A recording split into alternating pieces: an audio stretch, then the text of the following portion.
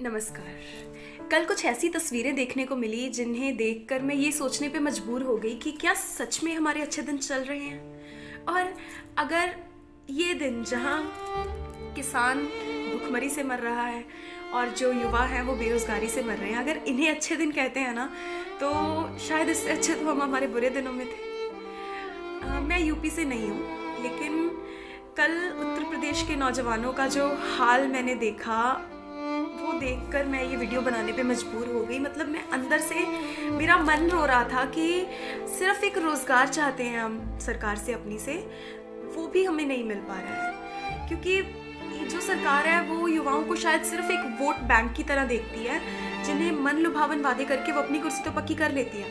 लेकिन नेताजी, आप कभी नहीं समझ पाओगे कि जब एक भर्ती आप यूं ही बोल देते हो ना, तो कितने घरों में रोशनी के दीपक जलते हैं, कितने माँ बाप के अंदर अपने बच्चों को लेकर उम्मीदें जागती हैं। और वो जो युवा जो इन नौकरियों की तैयारी कर रहे हैं, वो सब कुछ छोड़ छाड़ के पूरे मन से सालों साल सिर्फ और सिर्फ किताबें चाटते हैं। उम्मीद सिर्फ एक, काश हमें रोजगार, अच्छा रोजगार मिल जाए। लेकिन आप शायद हमारा ये संघर्ष कभी समझ नहीं पाओगे, क्योंकि कुर्सी संभालने से पहले आपसे किसी ने PET, पॉलिटिशियंस एलिजिबिलिटी टेस्ट नहीं मांगा ना। क्या हमें हक नहीं है कि हमारे नेता, जिन्होंने हमें आगे जाकर हमारे भविष्य का फैसला लेना है, कि हम उनसे पूछ सकें कि आपको संविधान के बारे में पता है? क्या आपको पता है कौन सी धारा के अधीन क्या होता है? नहीं।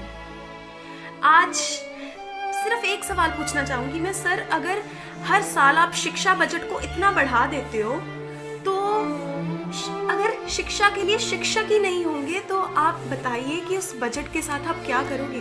स्कूल की बड़ी बड़ी इमारतें बनवा देना, बेंचेस अच्छे लगवाना, प्लेग्राउंड अच्छे बनवाना, क्या दीवारें बढ़ाएंगी बच्चों को? और आज मुझे ये बोलते हुए बहुत अजीब लग रहा है कि हम उस देश के वासी हैं जहाँ किसान बदनाम हैं, जवान शहीद हो रहे हैं, युवा बेरोजगारी से आत्महत्या कर रहे हैं, हर एक बंदा किसी ना किसी तरह से दुखी है। महात्मा गांधी जी ने एक बार कहा था कि youth has the power to shake the world in a gentle way. और मुझे लगता है कि शायद अब वो समय आ गया है, क्योंकि आगामी चुनाव में हम युवाओं के पास एक मौका है जहां हम ये साबित कर सकते हैं कि हम सिर्फ वोट बैंक नहीं है, हम सिर्फ बेचारी जनता नहीं है जो पहले विश्वास करेगी, आप लोगों को सत्ता में लाएगी और फिर अपने ही हक के लिए धरने पे बैठेगी। नहीं, हम वो युवा हैं जो अगर साथ में आ जाए तो ये जो युवा शक्ति है ना, ये आपकी सत्ता है। Youth power.